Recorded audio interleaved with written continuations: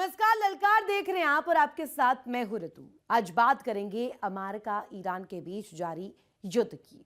28 फरवरी को जब मिसाइल धमाकों से तेहरान की धरती कांपी तो सिर्फ एक इमारत नहीं ढही, बल्कि ईरान का 3 दशक पुराना सत्ता तंत्र मलबे में तब्दील हो गया। अयातुल्ला अली खामेनेई की मौत ने ईरान को एक ऐसे वैक्यूम में धकेल दिया जहां से गृह युद्ध या तख्ता पलट का रास्ता साफ दिख रहा था। लेकिन सिर्फ 8 दिन के भीतर 8 मार्च को दुनिया को वो नाम सौंप दिया गया जिसकी किसी ने खुलेआम चर्चा करने की हिम्मत नहीं की थी। मुश्तबा खामेनेई, वो शख्स जो कभी किसी सार्वजनिक मंच पर नहीं दिखा, जिसने कभी कोई चुनाव नहीं लड़ा, आज वो ईरान का नया सुप्रीम लीडर है। आज हम खोलेंगे ईरान के उस शैडो प्रिंस का कच्चा चिट्ठा जिसने पिछले 100 दिनों के बारूदी संकट को अपनी सल्तनत की सीढ़ी बना लिया।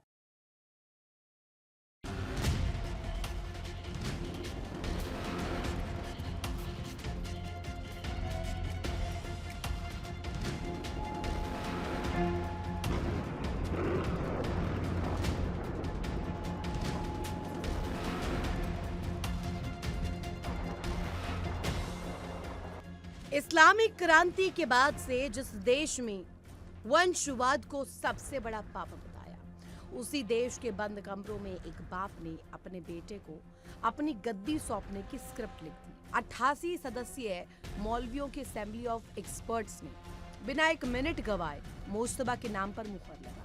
लेकिन सवाल ये कि जो देश अमेरिका और इजराइल के चौतरफा हमलों से लहूलुहान, जहां अयातुल्ला के शव को दफनाने तक के लिए महीनों का इंतजार करना पड़ा, उस देश में इस 56 साल के रहस्यमयी चेहरे ने सत्ता की कमान कैसे संभाली? अयातुल्ला अली खामेनेई के बाद कौन? ये सवाल ईरान के सियासी गलियारों में दशकों से गूंज रहा था। एक वक्त था जब पूर्व राष्ट्रपति इब्राहिम रईसी को इस गद्दी का सबसे बड़ा दावेदार माना जाता था, लेकिन एक रहस्यमयी हेलीकॉप्टर क्रैश ने उन्हें रास्ते से हटा दिया।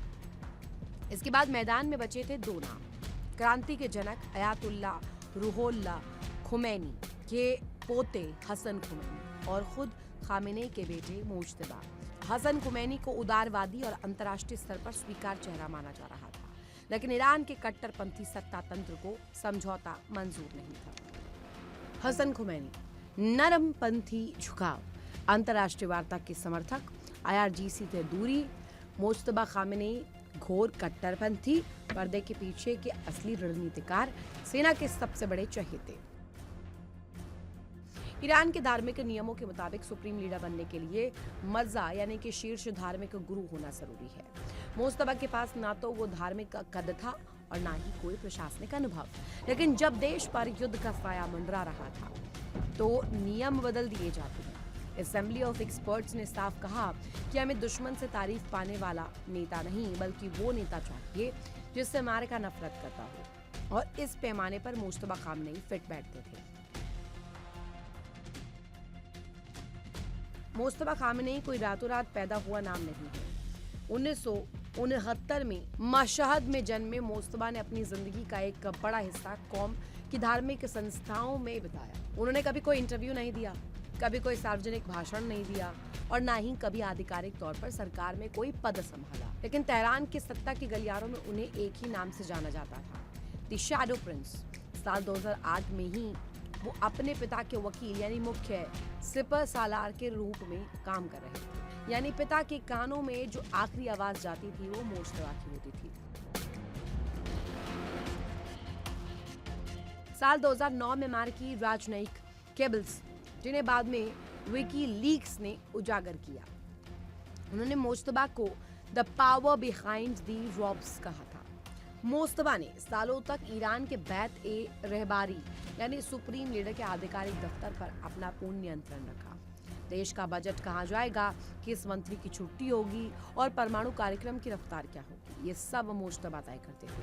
उन्होंने खुद को एक धार्मिक स्कॉलर के रूप में स्थापित करने के लिए कौम में पढ़ाना शुरू किया, ताकि भविष्य के लिए उनके धार्मिक क्रेडेंशियल्स को मजबूत किया जा सके।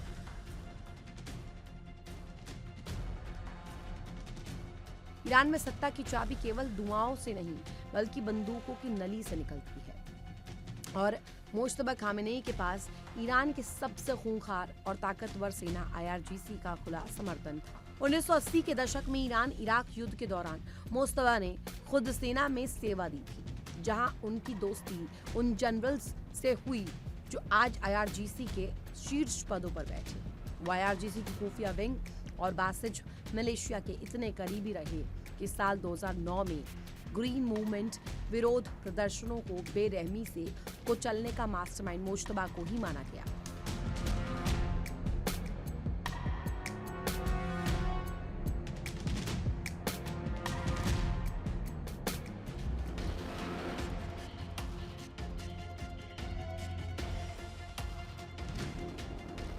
ईरान में कोई भी सुप्रीम लीडर तब तक टिक नहीं सकता जब तक IRGC उसके पीछे ना खड़ी हो। अयातुल्ला अली खामेनेई की मौत के बाद पैदा हुए युद्ध के हालातों में IRGC को एक ऐसा कमांडर इन चीफ चाहिए था जो उनके क्षेत्रीय एजेंडे और मिसाइल प्रोग्राम को बिना किसी हिचकिचाहट के आगे बढ़ा सके। मुश्तबा उनके लिए सबसे मुफीद चेहरे थे।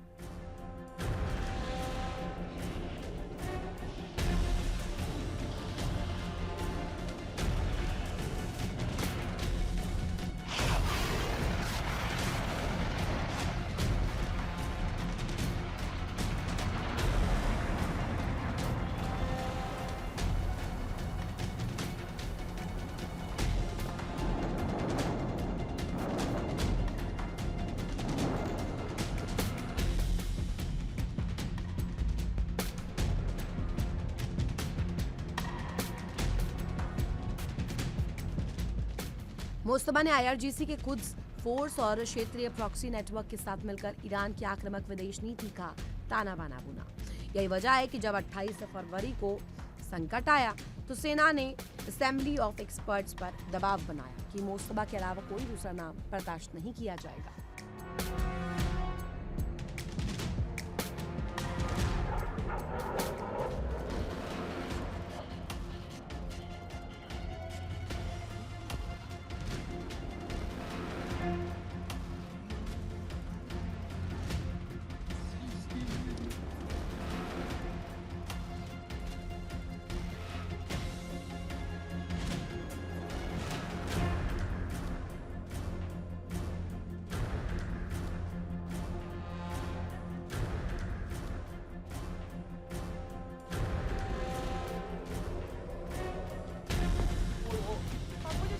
लेकिन असली कहानी शुरू होती है पिछले 100 दिनों के भीतर। अयातुल्ला की मौत के बाद ईरान सिर्फ बाहरी मोर्चे पर ही नहीं बल्कि अंदरूनी मोर्चे पर भी बिखर गया था। इस्लामी परंपरा कहती है कि शव को 24 घंटे के भीतर दफनाया जाना चाहिए, लेकिन अयातुल्ला अली खामेनेई का शव 100 से ज्यादा दिनों तक दफनाया नहीं जा सका। इसे युद्ध की सुरक्षा चिंताओं का नाम दिया गया, लेकिन इसके पीछे असली वजह थी सत्ता के लिए चल रही इनसाइड वॉर। और इसी संकट को मुश्तबा ने अपने महाउदय का जरिया बना लिया। पिछले 100 दिनों में जब ईरान के परमाणु ठिकाने और तेल इंफ्रास्ट्रक्चर दुश्मनों के निशाने पर थे, मुश्तबा खामेनेई ने खुद को अंडरग्राउंड कर लिया। वो सार्वजनिक तौर पर अयातुल्ला के शुरुआती शोक कार्यक्रमों में भी नहीं दिखे, जिससे उनकी सेहत को लेकर भी अफवाहें उड़ी। लेकिन पर्दे के पीछे से उन्होंने पूरे सत्ता तंत्र को अपने हाथ में ले लिया।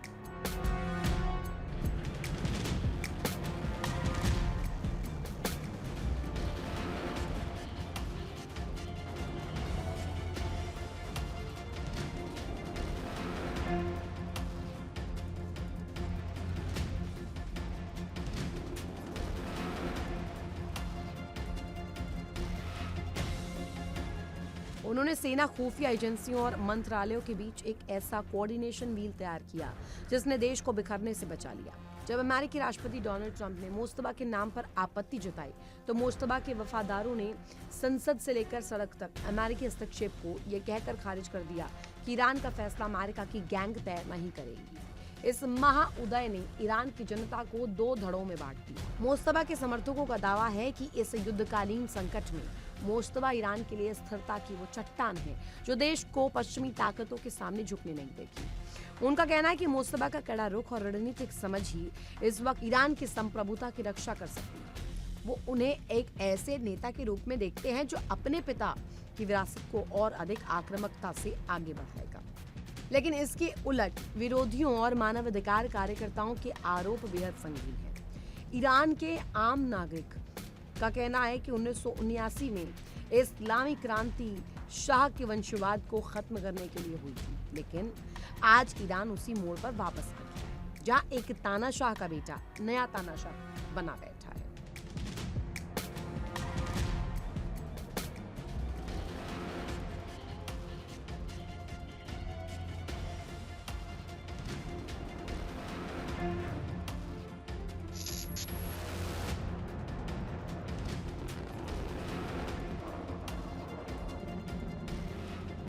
विरोधियों का दावा है कि मुस्तफा के आने का मतलब आंतरिक असंतोष को और बेरहमी से कुचलना, इंटरनेट पर पूरी तरह पाबंदी और अर्थव्यवस्था की तबाही।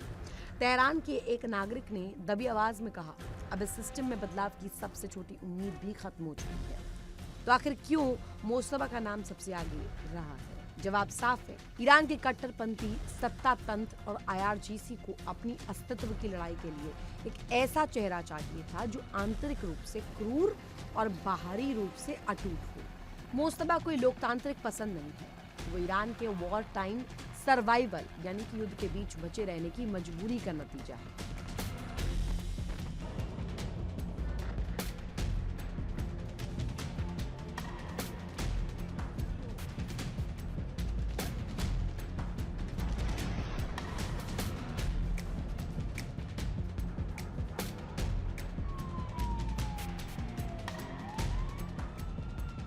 मुस्तफा खामेनी ने अपने पहले ही संबोधन में साफ कर दिया कि वो दुश्मनों से खून का बदला खून से लेंगे। उन्होंने समझौते का रास्ता पूरी तरह बंद कर दिया।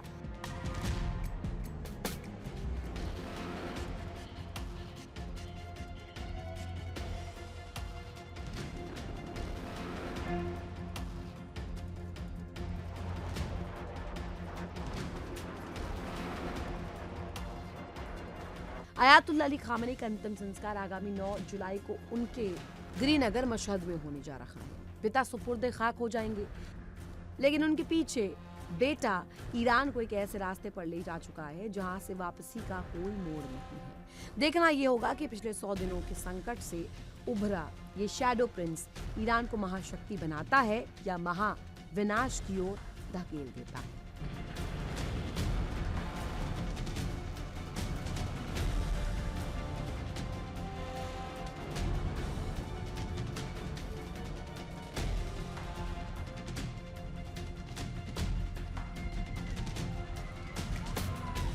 Bureau Report, India Daily।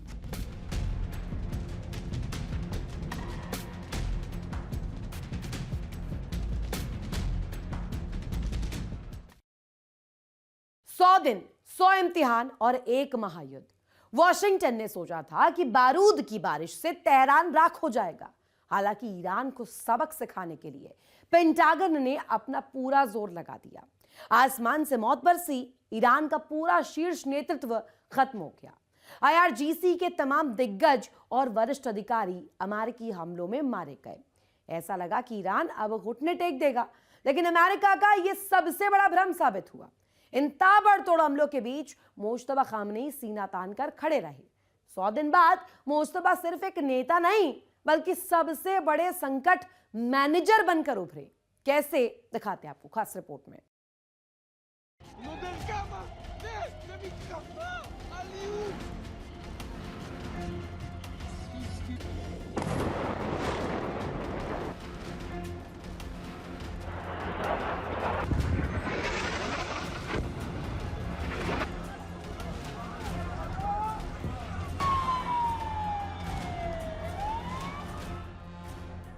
बारूद का गुरूर ईरान ने भ्रम किया दूर। मलबे से उठा शेर, वॉशिंगटन में मचा शोर। मुस्तफा का प्रहार, US में मचा हाहाकार। 100 दिन का चक्रव्यूह, ट्रंप को चाल उल्टी पड़ी। ईरान का प्रतिशोध, ट्रंप का गेम ओवर।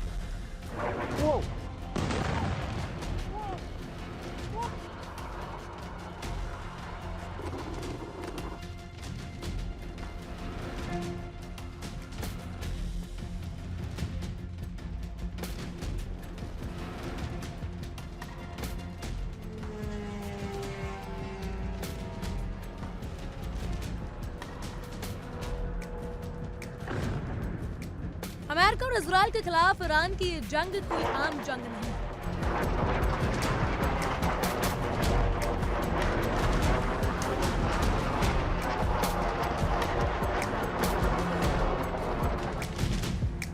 ये अमेरिका के अहंकार और ईरान के अस्तित्व की टक्कर है।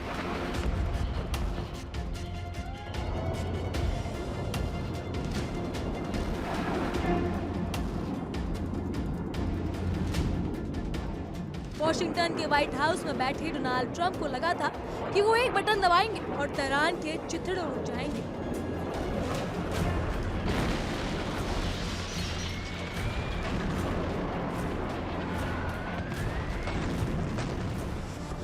हालांकि ट्रंप ने किया भी यही। जंग की शुरुआत ऐसी हुई कि पूरी दुनिया सहम गई।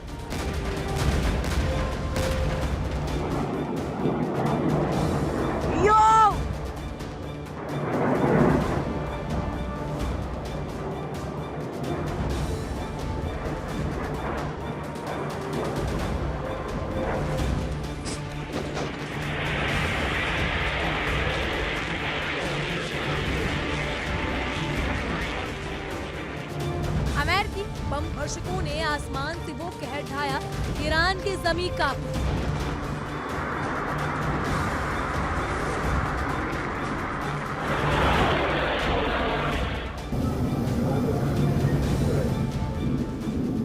एक एक कर ईरान का पूरा शीर्ष नेतृत्व खत्म हो गया। IRGC के कई वरिष्ठ अधिकारी जो अमेरिका की आंखों में खटकते थे, वो मिसाइलों का शिकार हो गए।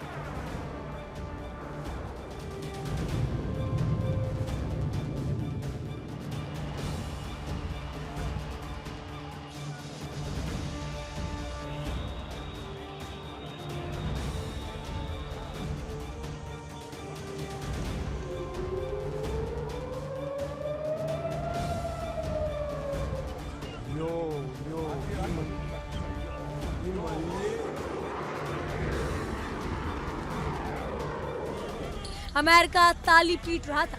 ट्रंप प्रशासन अपनी पीठ थपथपा रहा था कि अब ईरान का खात्मा तय है। हालांकि ट्रंप ने कई बार बयानों से जाहिर भी किया।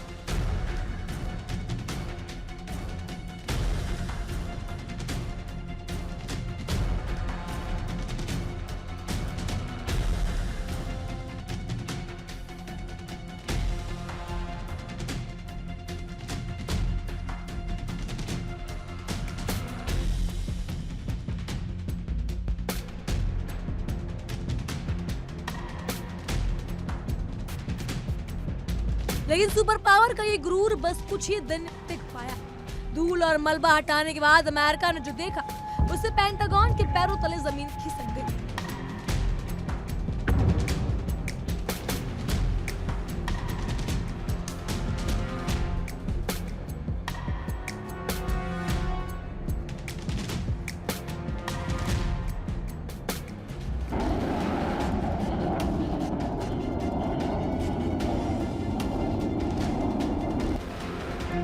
पूरा नेतृत्व खोने के बावजूद, ताबड़तोड़ हमलों की मार सहने के बावजूद ईरान नहीं डिगा।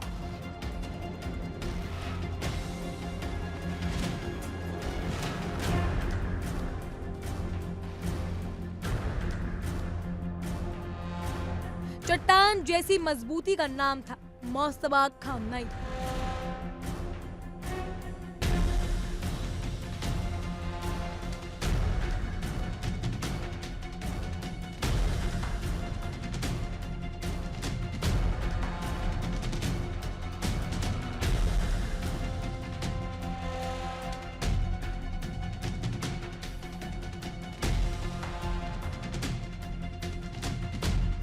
मोस्तफा के लिए ये महज एक जंग नहीं थी, ये उनका पावर टेस्ट था।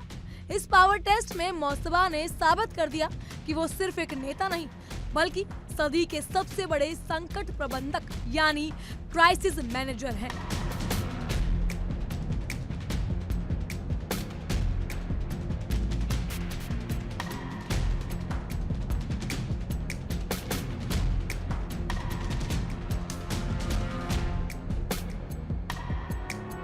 चुनौतियां छोटी नहीं थी। एक और देश की सीमा पर खड़े अमेरिकी जंगी बेड़े थे।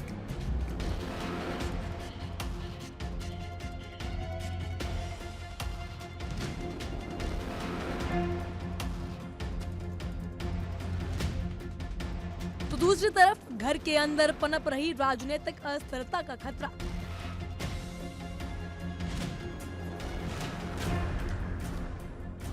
दरअसल कूटनीतिक मोर्चों पर दुनिया ने ईरान को अछूत बनाने की साजिश रची थी, लेकिन ईरान के नए सुप्रीम लीडर मोस्तफा खामनेई सीना तान कर खड़े रहे।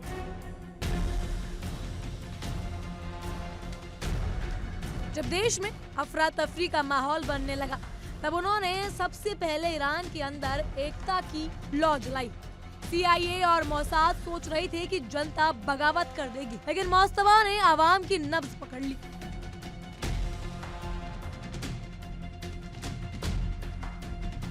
उन्होंने जनता को सीधा संदेश दिया कि ये लड़ाई किसी कुर्सी की नहीं, बल्कि हमारे वजूद और हमारे खुदा की है। इस एक संदेश ने पूरे ईरान को एक धागे में पिरो दिया। जब घर मजबूत हुआ तो मोस्तफा ने अमेरिका की दुखती रग पर हाथ रखा।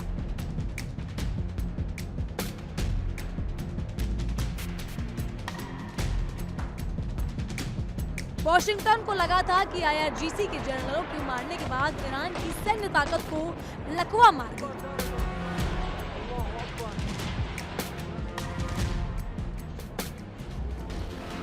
लेकिन ईरान के सुप्रीम लीडर मोस्तफा खामनेई ने जो बिसात बिछाई, उसने अमेरिका के छक्के छुड़ा दिए। मिसाइल, ड्रोन और प्रॉक्सी नेटवर्क का वो खौफनाक इस्तेमाल हुआ जिसका तोड़ अमेरिका के किसी एयर डिफेंस सिस्टम के पास भी नहीं था। एक्सेस ऑफ रेजिमेंट ने पूरा मिडिल ईस्ट में एक अमेरिका और उसके मददगार देशों का जीना मुहाल कर दिया।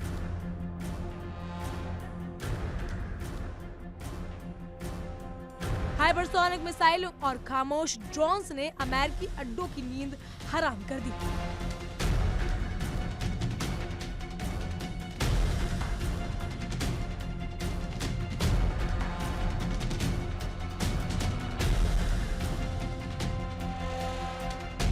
यही अमेरिकी राष्ट्रपति डोनाल्ड ट्रंप मात खा गए। दरअसल ट्रंप ईरान की ओर जो तबाही लेकर आए थे, मोस्तफा ने उसे एक बड़े अवसर में बदल दिया।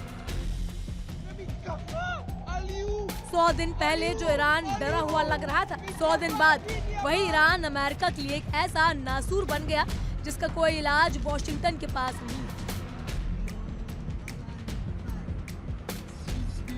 मोस्तफा खामनेई ने इस जंग से दुनिया को बता दिया कि लीडरशिप ऐसी कमरों से नहीं, बल्कि बारूद के धुएं के बीच जनता के साथ खड़े होकर तय होती है।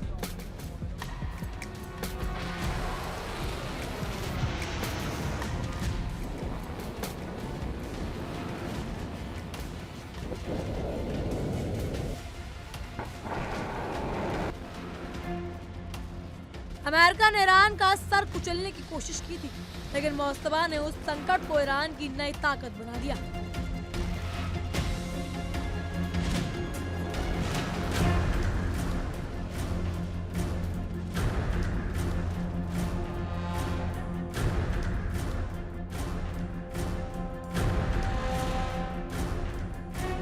जंग के ये 100 दिन गवाह हैं कि सुपर पावर हार गया और मोस्तफा जीत गए।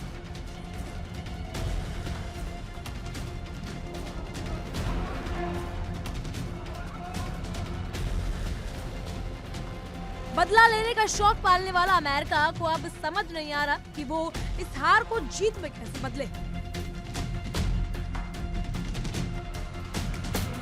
मिसाइलें खत्म हो गई, लेकिन ईरान का हौसला जस का तर्स है। शीशे के महलों में रहने वाले सुपर पावर ने ईरान की जमीन को तो आजमाया, लेकिन वहां के पत्थरों के इरादों को नहीं भांप पाया। पूरा शीर्ष नेतृत्व खोने के बाद भी ईरान सीना ताने खड़ा रहा।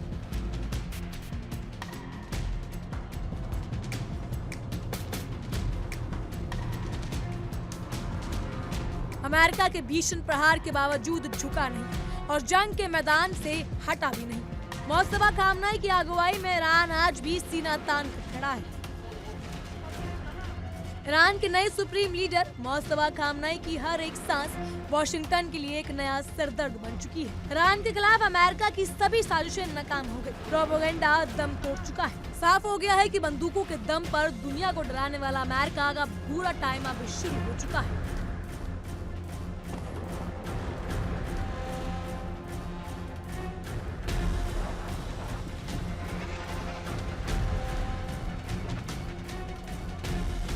सबसे ज्यादा हैरानी की बात यह है कि पता आयतुल्लाह अली खामनाई की मौत के बावजूद मोस्तफा खामनाई ने अपने कदम पीछे नहीं हटाए।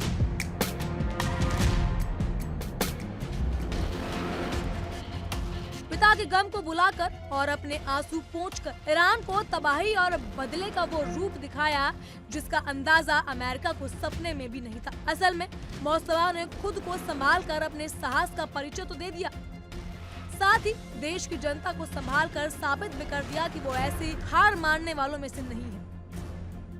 अयातुल्लाह खामनाई की मौत के बाद ईरान की जनता खुद को अनाथ समझ रही थी।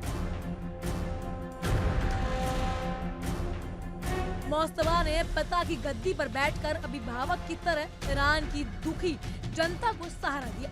मोस्तफा की इस हिम्मत ने ईरान की जनता और सेना की वो जोश भर दिया जो अमेरिका पर अब तक बारूद बनकर बरस रहा है। ईरान के एक सुप्रीम लीडर मोस्तफा खामनाई के इस साहस को देखकर अमेरिका अंदर तक डरा हुआ है। इसीलिए अमेरिकी सेना की हिम्मत नहीं हो रही है कि वो ईरान की धरती पर कदम रखकर एक पटाखा भी फोड़ सके। हकीकत में ईरान आज भी पहले की तरह मजबूत खड़ा है। Bureau report, India daily 24/7।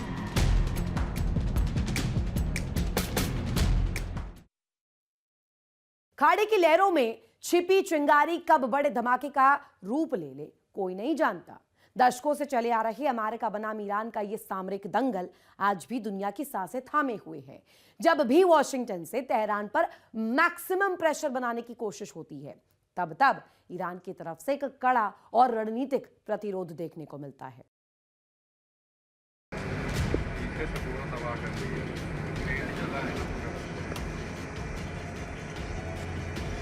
दरवाजे जैसा क्या तो रोज जैसा दरवाजा है ना वो क्या है दरवाजे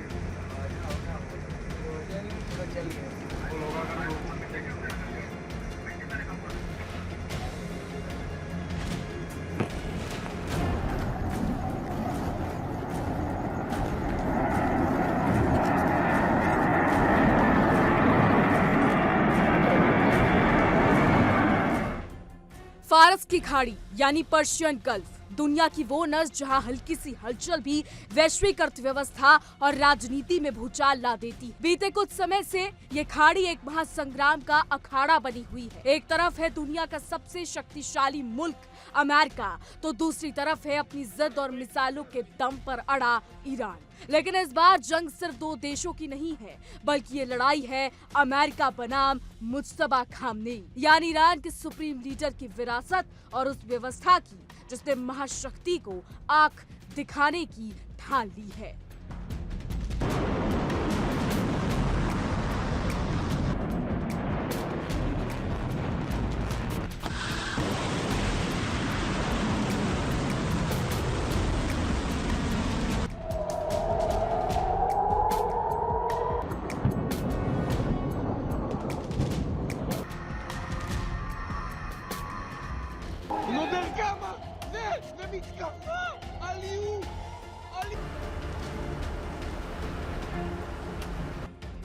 वॉशिंगटन ने तेहरान की कमर तोड़ने के लिए प्रतिबंध का ऐसा चक्रव्यूह रचा जिसे मैक्सिमम प्रेशर कहा गया। तेल के निर्यात पर रोक, बैंकिंग सिस्टम से बेदखली और आर्थिक नाकेबंदी। अमेरिका का मकसद साफ था, ईरान को घुटनों पर लाना। लेकिन सवाल है कि क्या अमेरिका अपनी इस चाल में कामयाब हुआ या फिर ईरान ने अमेरिकी दबाव की हवा निकाल दी।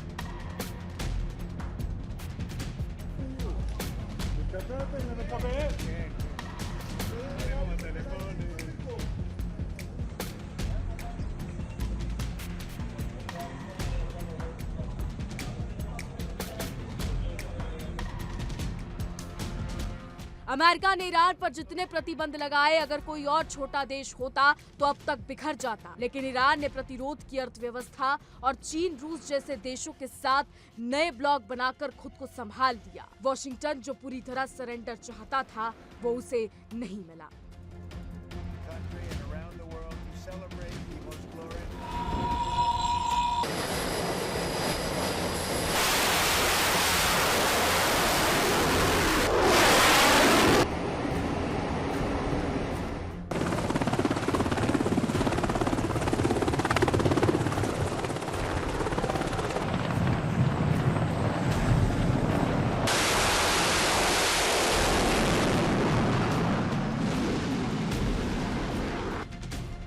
ईरान के भीतर भी सत्ता के गलियारों में बड़ा बदलाव देखा गया।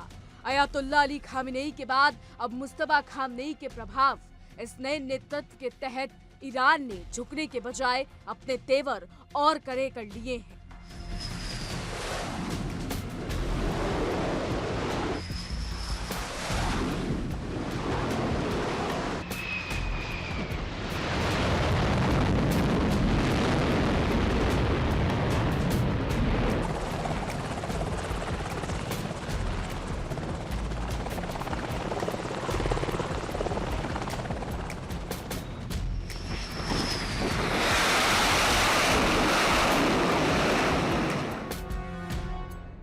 अमेरिकी प्रतिबंधों के कारण ईरान में महंगाई और घरेलू असंतोष भी चरम पर है। लेकिन अगर बात दबाव के सामने आत्मसमर्पण करने की थी, तो तेहरान ने साफ कर दिया कि वो नहीं टूटेगा।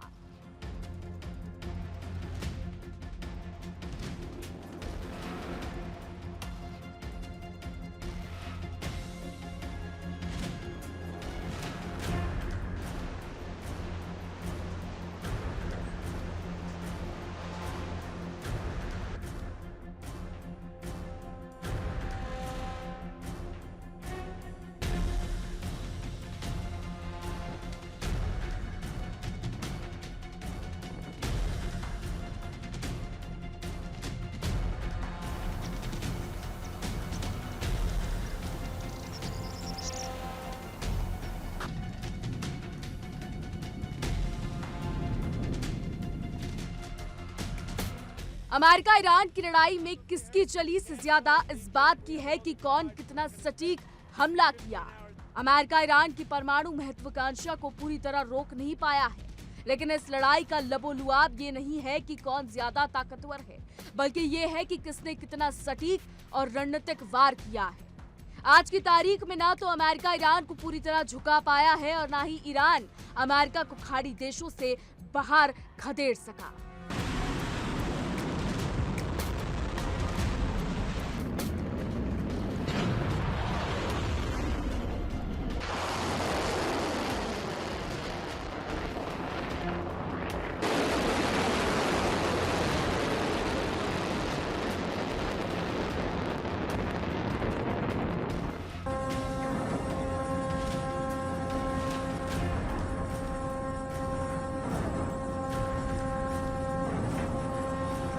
Imale masa. Yo, Imale, yo.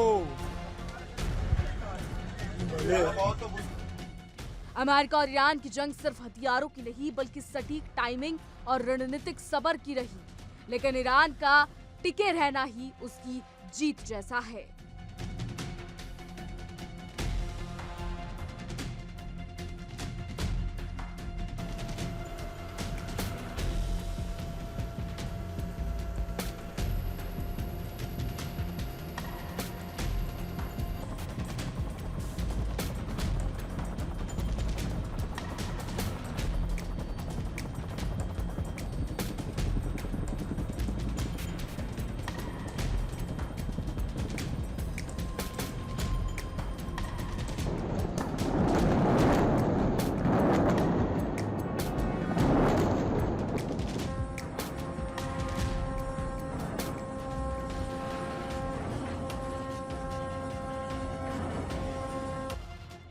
लेकिन सवाल है कि क्या अमेरिका अपनी शर्तें मनवा पाया है या ईरान अब भी खेल पलटने की स्थिति में है, तो ये जानना जरूरी है।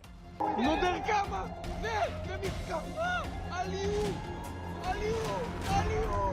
Mikava, vini, amor!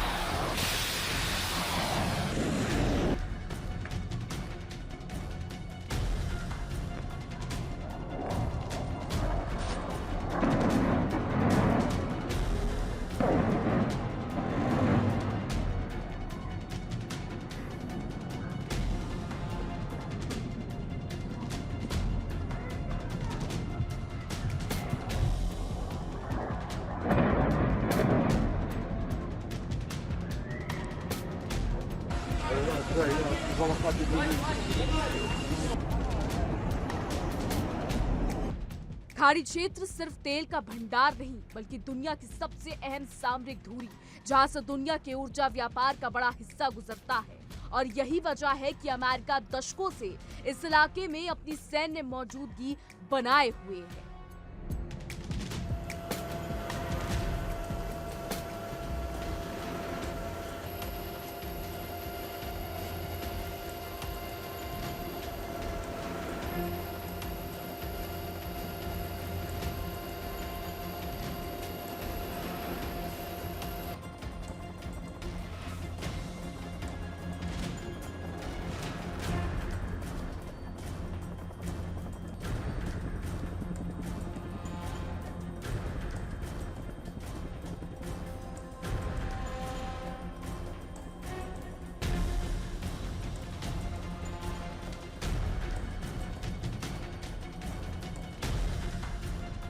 बहरीन में अमेरिकी नौसेना का 5वां बेड़ा, कतर में अल उदीद एयरबेस, कुवैत और यूएई में सैन्य ठिकाने, ये सभी अमेरिका की उस रणनीति का हिस्सा है जिसका मकसद खाड़ी क्षेत्र में अपना प्रभाव बनाए रखना है।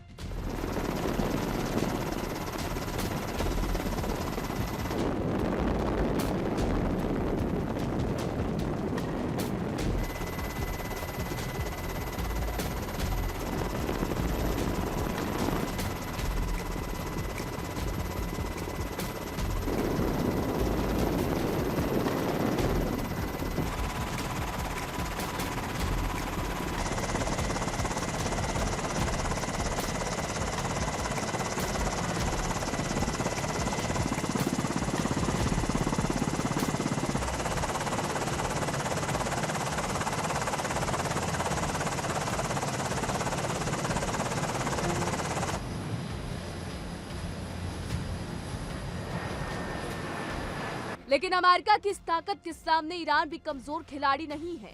ईरान ने एक ऐसा प्रॉक्सी नेटवर्क खड़ा किया है जो पूरे मिडिल ईस्ट में फैला हुआ है। लेबनान में हिजबुल्ला, इराक में शिया मिलिशिया, यमन में हूती विद्रोही और सीरिया में सहयोगी गुट, ये सभी ईरान की ताकत है। वहीं दक्षिणी लेबनान और बेका घाटी पर हिजबुल्ला का प्रभुत्व है। मौजूदा समय में वो दुनिया के सबसे शक्तिशाली मिलिशिया में से एक है।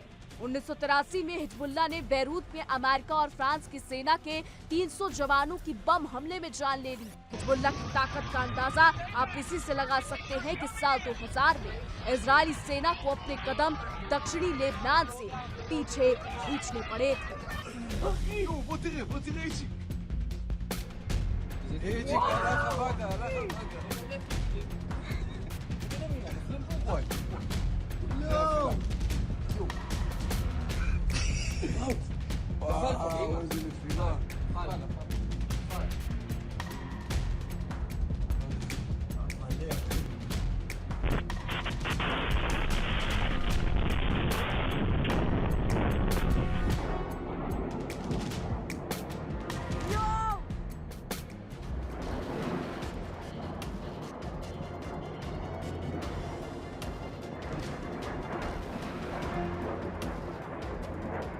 ईरान की सबसे बड़ी ताकत सिर्फ उसके मिसाइल कार्यक्रम नहीं बल्कि उसकी भौगोलिक स्थिति में भी छिपी है। दुनिया के सबसे अहम समुद्री मार्गों में शामिल हॉर्मुज स्ट्रेट ईरान के बिल्कुल करीब। दुनिया के तेल और गैस निर्यात का बड़ा हिस्सा इसी रास्ते से गुजरता है। वैश्विक महाशक्तियों के दबाव को दरकिनार करते हुए ईरान ने एक बार फिर अपने कड़े तेवर दिखा दिए। ईरान ने बयान जारी करते हुए कहा कि वो किसी भी समझौते के लिए तारीखों के जाल में फंसने वाला नहीं। ईरान का मानना है कि बातचीत उसकी शर्तों और राष्ट्रीय हितों के आधार पर ही बढ़ेगी, न कि किसी तय समय सीमा के दबाव में।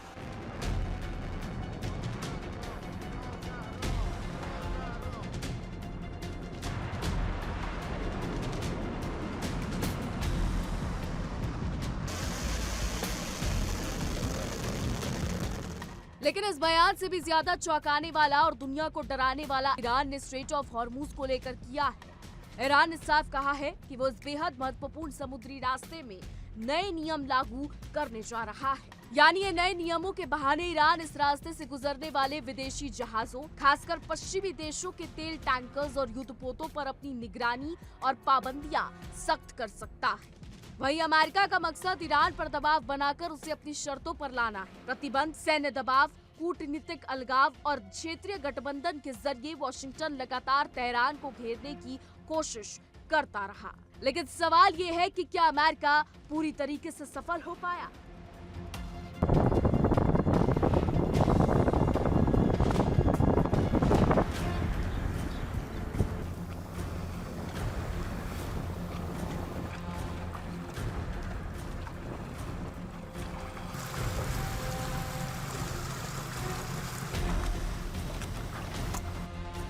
हकीकत ये है कि तमाम दावों और दबावों के बावजूद ईरान ने अपनी क्षेत्रीय पकड़ बरकरार रखी है और अपनी सैन्य तथा रणनीतिक क्षमताओं को भी लगातार मजबूत किया है। अगर ऐसा हुआ तो खाड़ी देशों से होने वाली तेल की सप्लाई ठप हो सकती है, जिससे पूरी दुनिया में कच्चे तेल की कीमतें आसमान छूने लगेंगी। ईरान के इस रुख ने अमेरिका समेत पूरे पश्चिमी खेमे में खलबली मचा दी है। पहले से ही लाल सागर में जारी तनाव के बीच हॉर्मुज में ईरान के नए नियम वैश्विक अर्थव्यवस्था के लिए एक नया सरदर्द बन सकते हैं।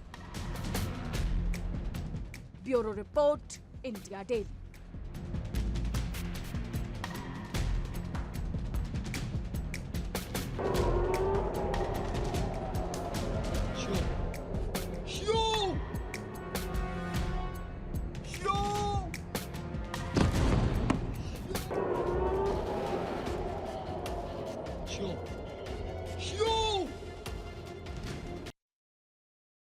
क्या मिडिल ईस्ट का सुल्तान बदल गया है? क्या खाड़ी का नया पावर सेंटर अब सऊदी अरब नहीं बल्कि ईरान का तेहरान बन चुका है? दुनिया की सबसे खतरनाक इंटेलिजेंस एजेंसियां इस वक्त एक ही नाम से खौफ खा रही हैं, मुस्तफा खामेनेई। ईरान के supreme leader Ayatollah Ali Khamenei का वो शातिर और रहस्यमयी बेटा जो अब तक पर्दे के पीछे रहकर पूरी खाड़ी को नचा रहा था, वो अब खुलकर फ्रंट फुट पर आ चुका है।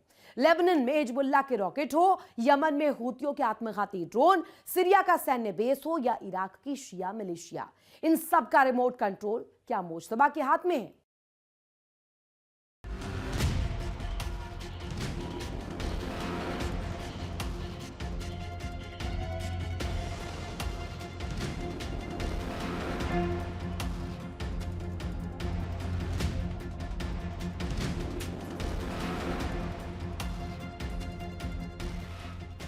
क्या मिडिल ईस्ट का भूगोल बदलने वाला है? क्या खाड़ी देशों की तकदीर अब अरब के रेगिस्तान से नहीं बल्कि ईरान के पहाड़ों से तय हो? आज हम खोल रहे हैं मिडिल ईस्ट की उस सीक्रेट फाइल जिसके पन्नों पर लिखा है दुनिया के सबसे खतरनाक शिया नेटवर्क का नया सच। अब तक दुनिया मानती थी कि मिडिल ईस्ट का मतलब है सऊदी अरब, मिडिल ईस्ट का मतलब है तेल की ताकत और अमेरिका के दोस्त देश। लेकिन 2026 की हकीकत कुछ और है। तेहरान यानी कि ईरान आज मिडिल ईस्ट का नया पावर सेंटर बनकर उभरा है।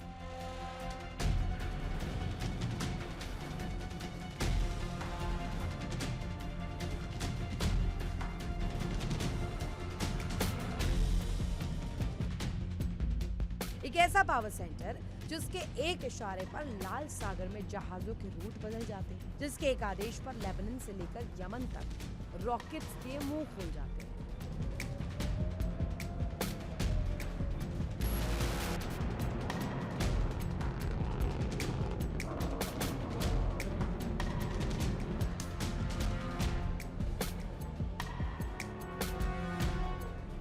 दुनिया पूछ रही है कि क्या पूरी खाड़ी अब तेहरान के इशारों पर नाच रही है? जवाब है हाँ, क्योंकि ईरान ने रक्षात्मक होने के बजाय आक्रामक घेराबंदी की। नीति अपनाई। उसने पूरे मिडिल ईस्ट के चारों तरफ अपनी ताकत का ऐसा जाल बुना कि बिना ईरान की मर्जी के अब खाड़ी में पत्ता भी नहीं हिल सकता।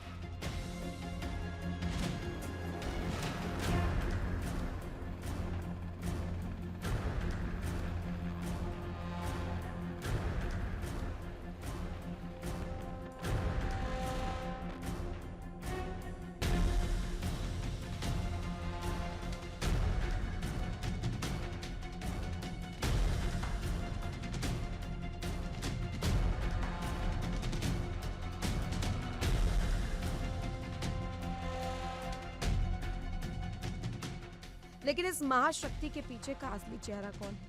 अयातुल्लाह अली खामेनी के बाद ईरान की कमान अब मुश्तबा खामेनी के हाथ में है, जो अब तक पर्दे के पीछे थे, लेकिन अब वो क्षेत्रीय राजनीति के सबसे बड़े और नए निर्णायक खिलाड़ी बनकर उभर गए हैं। मुश्तबा खामेनी सिर्फ एक नाम नहीं, ये वो शख्स है जिसका ईरान की खुफिया एजेंसी IRGC और बासिज मिलिशिया पर सीधा कंट्रोल। वेस्टर्न इंटेलिजेंस मानती है कि लेबनान से लेकर सीरिया तक ईरान जो भी चाल चल रहा है, उसके पीछे मुश्तबा का ही शातिर दिमाग है।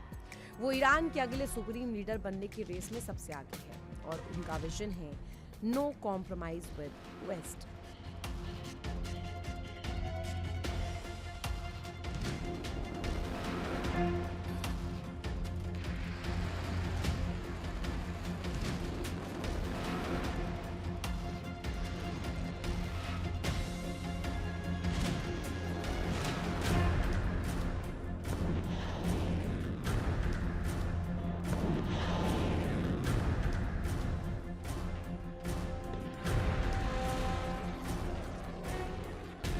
ईरान की असली ताकत उसकी रेगुलर आर्मी नहीं है, उसकी असली ताकत है रिंग ऑफ फायर, यानी उसका शिया नेटवर्क। लेबनान, जहां हिजबुल्लाह के पास 1.5 लाख से ज्यादा मिसाइलों का जखीरा है, जो सीधे इजराइल को टारगेट करता है। सीरिया, जहां बशर अल असद की सरकार पूरी तरह ईरानी बैकिंग पर टिकी हुई है।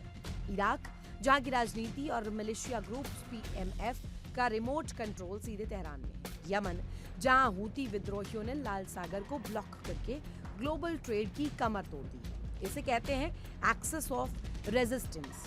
मुश्तबा खामेनी के इशारे पर काम करने वाला ये शिया नेटवर्क आज खाड़ी के पारंपरिक सुन्नी शासकों के लिए सबसे बड़ा सिरदर्द बन चुका है।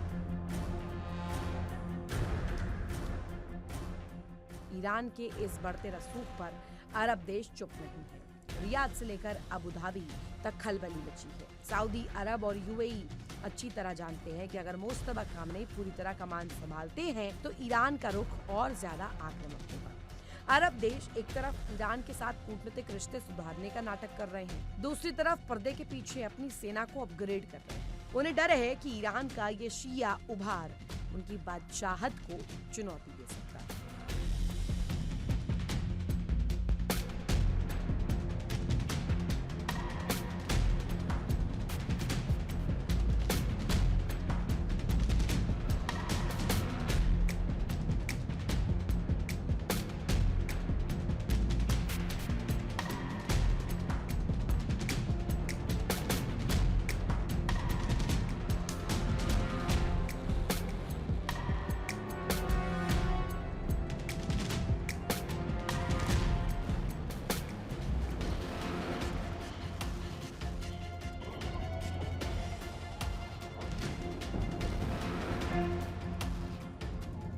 लेकिन इस पूरे बिसात पर ईरान का सबसे बड़ा और सबसे खतरनाक दुश्मन कौन है?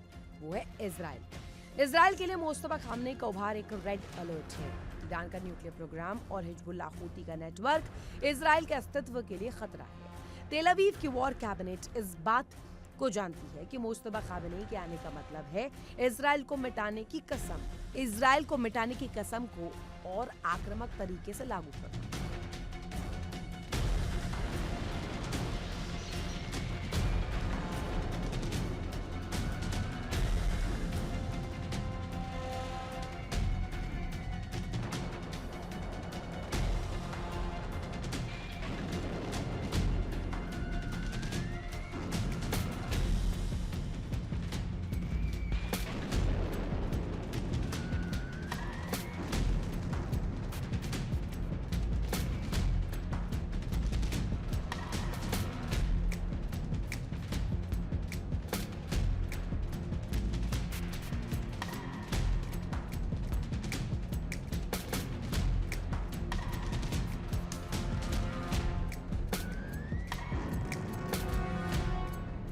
मोसाद और इजरायली डिफेंस फोर्सेस की नजरें अब सीधे तेहरान के इस नए मास्टरमाइंड पर टिकी है।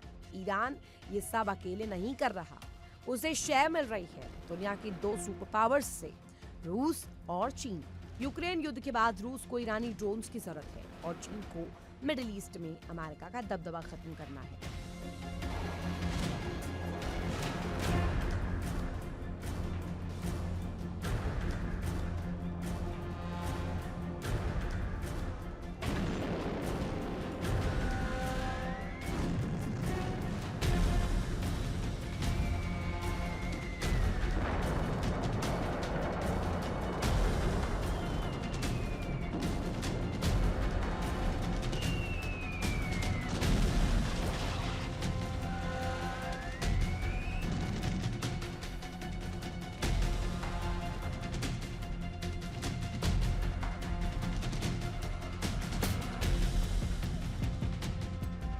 मुस्तफा खामेनी के नेतृत्व में ईरान, रूस और चीन का ये ट्रायंगल अमेरिका के वर्चस्व को सीधी चुनौती दे रहा है। बीजिंग से पैसा और मॉस्को से हथियार तेहरान को अजय बना रहे हैं। साफ है, मिडिल ईस्ट अब पुराने ढर्रे पर नहीं चलेगा। शक्ति का संतुलन यानी बैलेंस ऑफ पावर अब वॉशिंगटन या रियाद की तरफ नहीं बल्कि तेहरान की तरफ झुका हुआ है। मुस्तफा खामेनी के रूप में मिडिल ईस्ट को एक ऐसा खिलाड़ी मिल रहा है जो ना तो अमेरिका से डरता है और ना इजराइल से।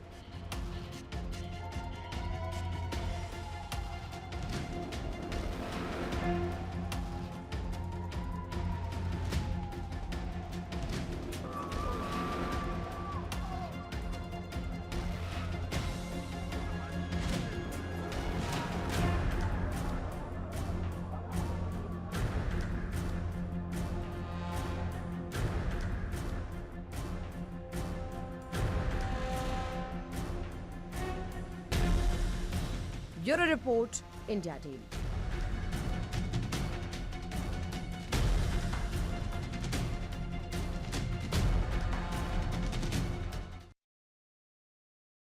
इसी के साथ फिलहाल ललकार में बस इतना ही। रुकेंगे बहुत छोटे से ब्रेक के लिए। आप देखते रहिए इंडिया डेली।